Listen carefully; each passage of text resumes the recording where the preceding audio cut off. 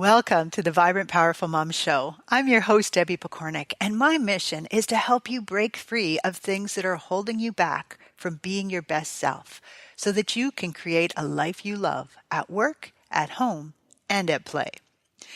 Today, I've decided to focus in quite deeply on health, and specifically my health story, along with a couple of books that I read last year that totally turned my world on its head. Now, if you've listened to me for a while, then you may have picked up on the fact that my health journey has been just a little bumpy. I've come to appreciate that about myself, and I totally get that if I didn't have the challenges that I have, then I would never have become so interested in natural healing and ventured so boldly outside of traditional medicine. In other words, without my health challenges, I would not have become who I am today.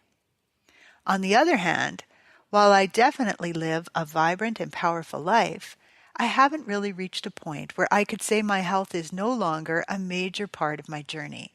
In fact, often, just when I think things have kind of been figured out and I'm getting close to the end, it's like someone moves the finish line and I have to backtrack to try to just get back on the road that I need to be on, never mind get to the finish. In fact, I've never had miraculous results from anything I've tried.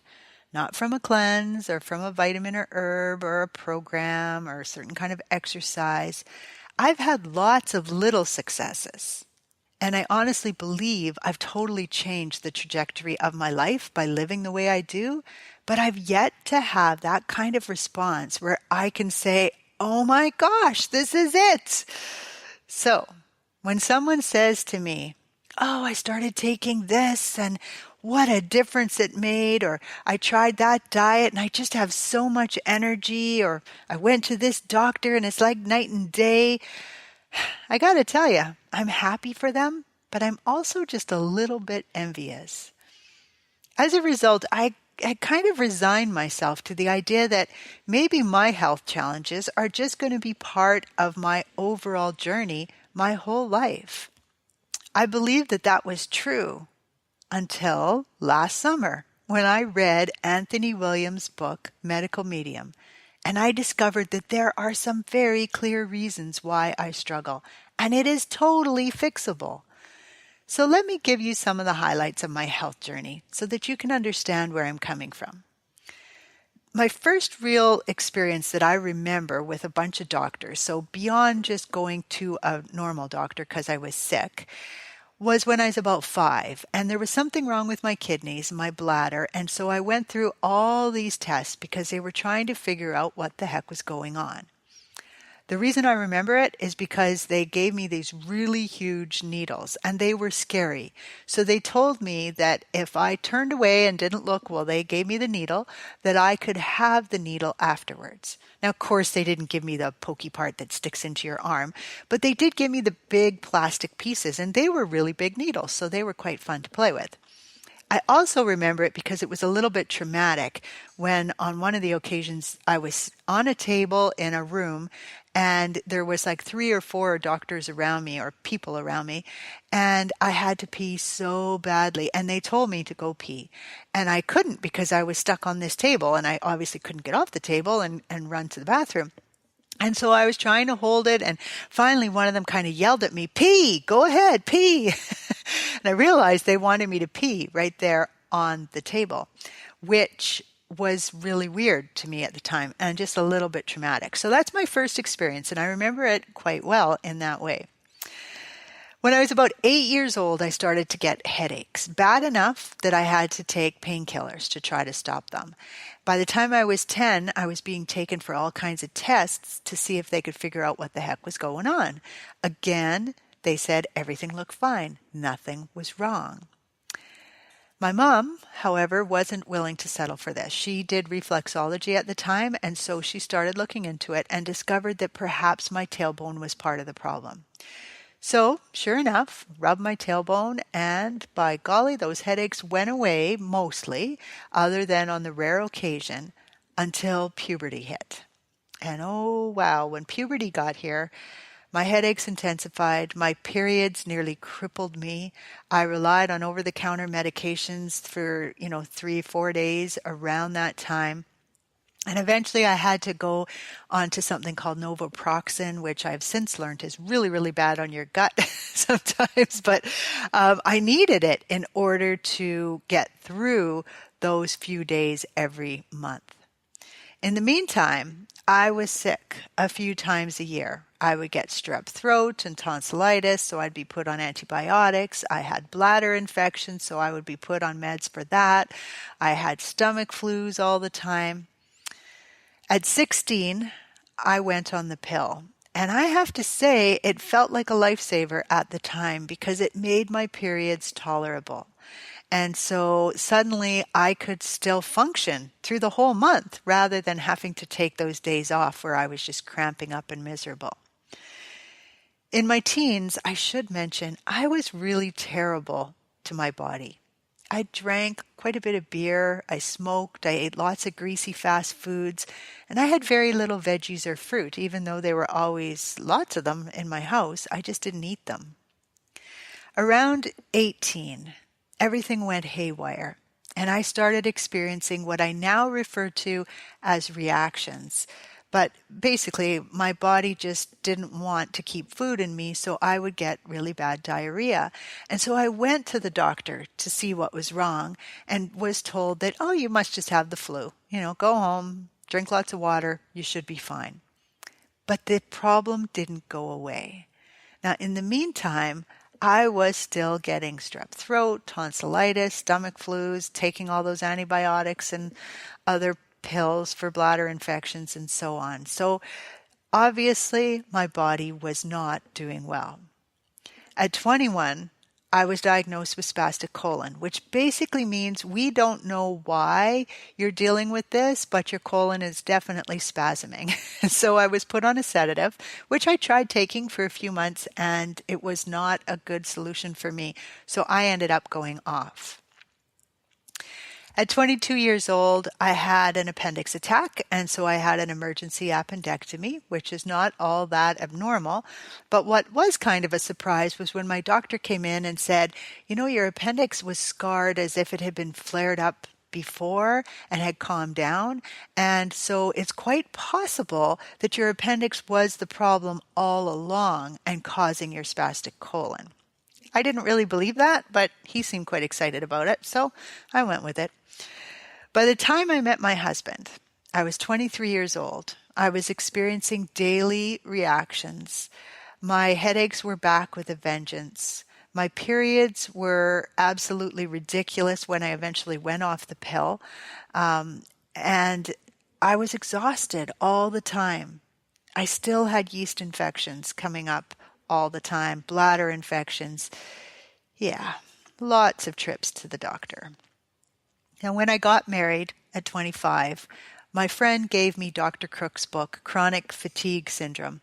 And it was the first time that I really felt like somebody understood what I was going through. These problems were not all in my head. I wasn't making them up. I wasn't being a drama queen and just trying to get attention. So I began my first of many elimination diets. And I also started on a continual quest to discover what was going on. Soon after that, I had an irregular pap smear, which resulted in laser surgery, and it scared me into thinking that I better not wait. If I really wanted to have kids, I should go ahead, because it felt very possible that if I did wait, it would be too late, that my body simply wouldn't be able to do it. By 30 years old, I had 2 kids, and while I was very happy with my life, my body was not happy at all. I decided to shift totally into the realm of natural health and learn everything I could about healing the body and solving my own health issues. Now, I want you to know I don't blame the doctors for any of this. I think that they do not have the information nor the time to try to really understand and figure out what's going on. I hope our system will change in time. But for me, at this point, that was not the answer. They weren't able to help me, so I needed to get on it myself. Over the next 20 years or so, I went to naturopaths, homeopaths, osteopaths, chiropractors, physiotherapists. I underwent skio treatments, if you're familiar with those. I had some live blood cell analysis done. I tried body talk, pranic healing, Reiki. I even became a Reiki practitioner. I've done numerous cleanses for yeast, for the liver, and for the kidney. I've removed a lot of things from my life that I seem to be sensitive to, like gluten, dairy, beef, nitrates, chlorine, mold, perfumes, chemicals, and so on. A funny little story about the chlorine. For the last several years of my life, I've had a well. And so when you have a well, it means that you don't have chlorinated water. So I'm not at all used to chlorine. I'm very careful about it when I go somewhere that there is chlorine. But now, if you're not aware of this, I just moved from Canada down to the States, and I'm in a beautiful house that I absolutely love on a lake, out in nature, just gorgeous. But I have town water. So for the first time in over 20 years, I have chlorine in my water. And I got to tell you, I am kind of struggling with that. So hopefully I'll figure out a solution soon. And I know there are solutions out there, but I'm renting this place, so it's not quite as easy as putting in a whole big system.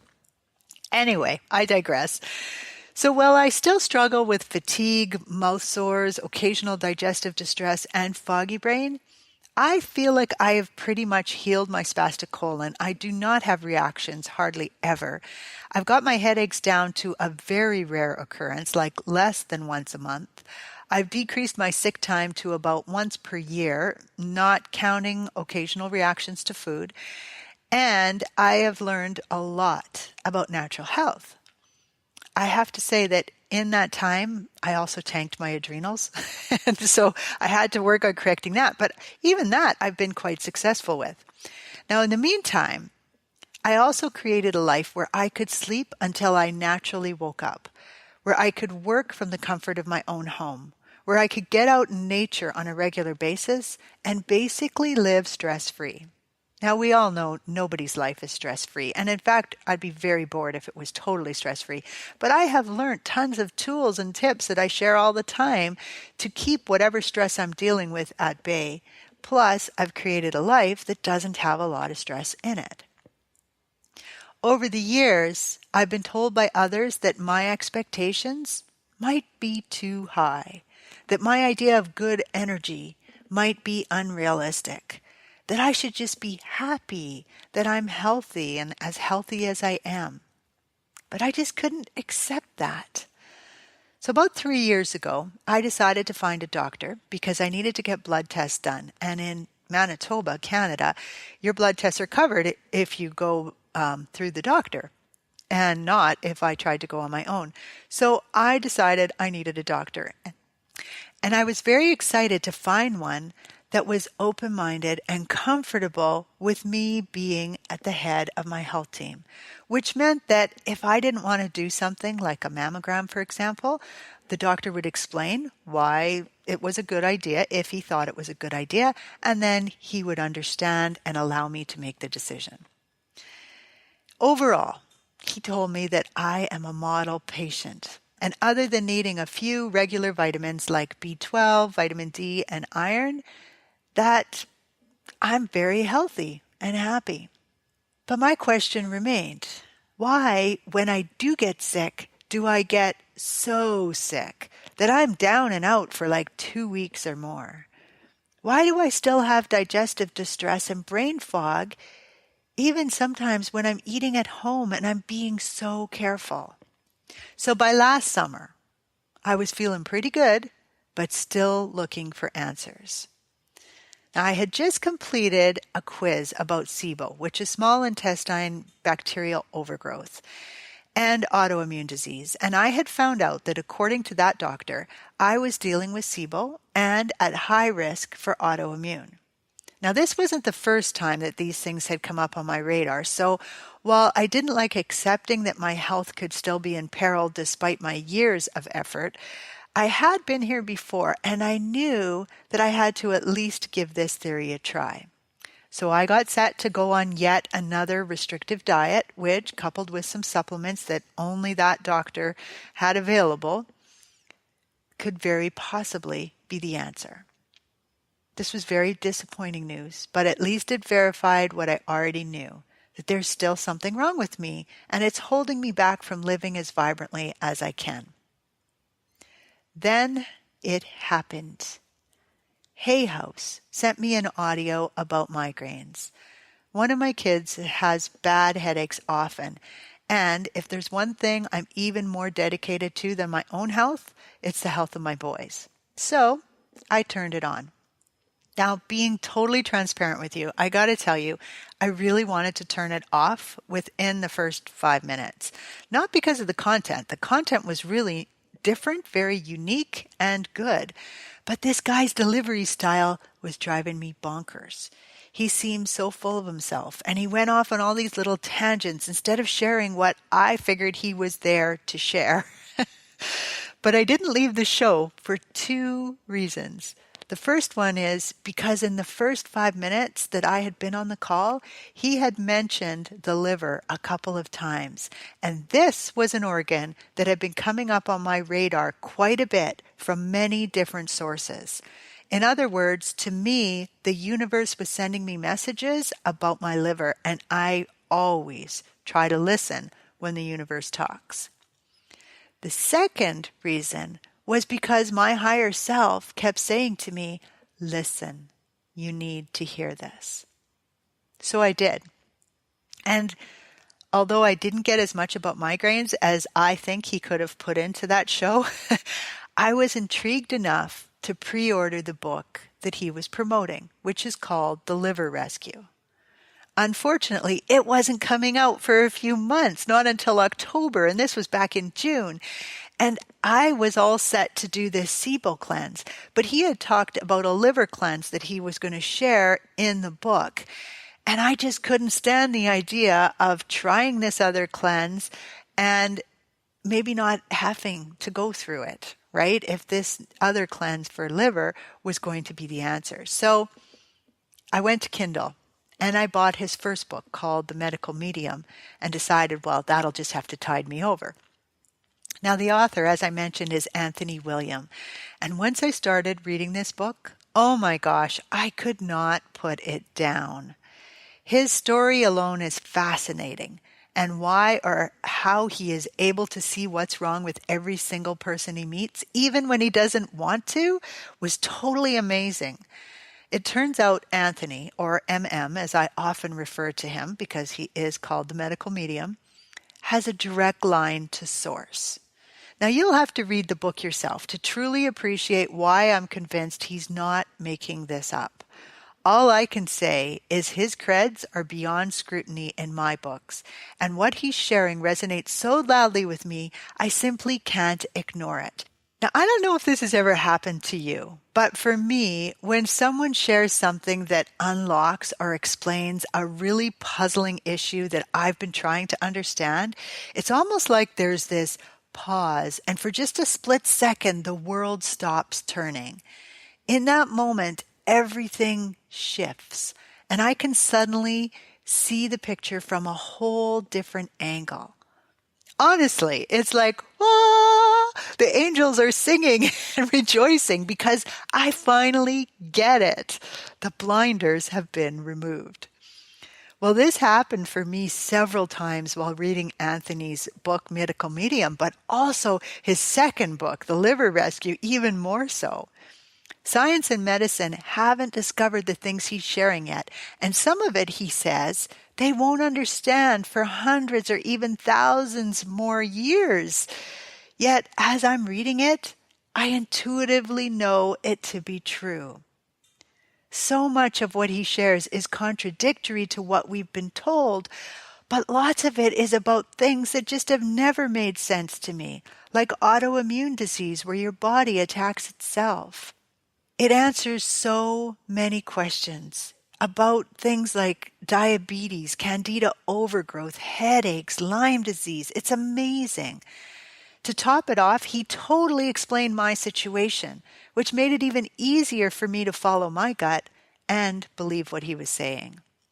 It became very clear to me that I am carrying several viruses, like Epstein-Barr, for example, as well as bacteria like Streptococcus, that has been with me my whole life. There are things I am doing that feeds them and results in them coming out of hiding and putting me into a downward spiral. That's why when I get sick, I get so sick. Now, these viruses, according to we all have some because they're super prevalent and they just hide out in us until the time is right for them to come out. They feed on things like heavy metals, which are really abundant in our environment, and therefore we all have heavy metals in us. Eggs, which are a favorite food and eaten regularly by so many people, the old me especially. Excess hormones, even adrenaline, is a big problem. And fat in our diet. What totally fascinated me about what he was saying was that while I've done so many elimination diets in my lifetime to figure out what was holding me back, eggs were rarely on the hit list. Incidentally, they were on the SIBO hit list, but whatever. And never, ever have I completely eliminated fat. Now, of course, trans fats have always been removed. I've been off those for many, many years. And dairy is always a no-no on these diets. Sometimes red meat would be taken out as well as pork, but often free-range chicken and turkey were allowed. Even when all meat was taken out, other fats were always increased. So things like extra virgin olive oil, coconut milk, and avocados, along with nuts and seeds, are almost always included in the diet, and even if they're not, the other things were increased to compensate. In other words, while some fats were taken out, fats as a category were never removed.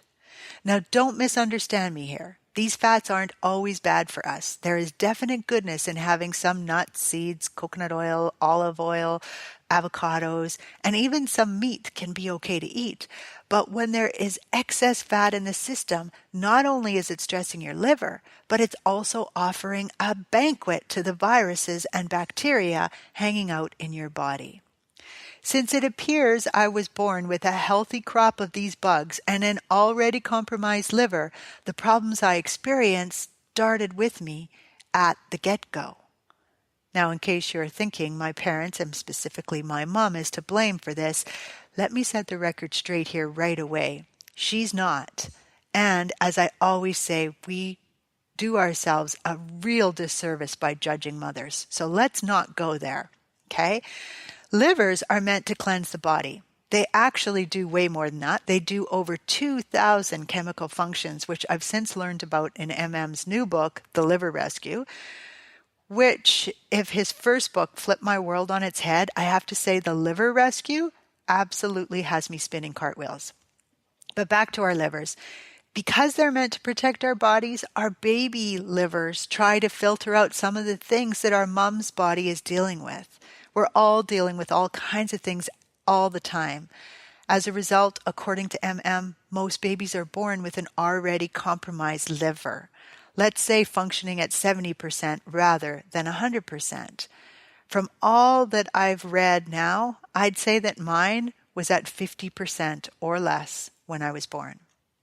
One of the things I love about MM's information is that the remedy he provides to fix every issue involves healthy eating, which we have been super misled on, herbs, and supplements.